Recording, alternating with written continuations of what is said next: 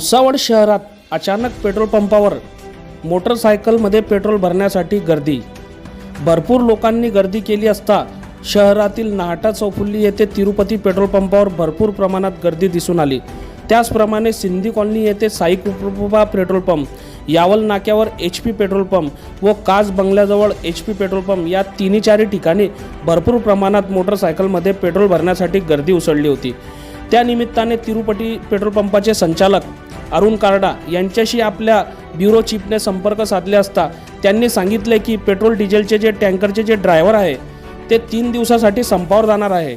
त्यानिमित्ताने petrol diesel आता कधी येणार मी ते सांगू शकत नाही. बघत रहा MH19 news. Bureau chief Zoheb Sayyed, Jalgaon जिल्हा, महाराष्ट्र. सोनू सेठ, काय झालं इथे पंपावर इतकी गर्दी आहे पेट्रोलसाठी? ते ट्रान्सपोर्टर लोकांचा संप चालू आहे. 2-3 दिवस संप चालणार आहे ते.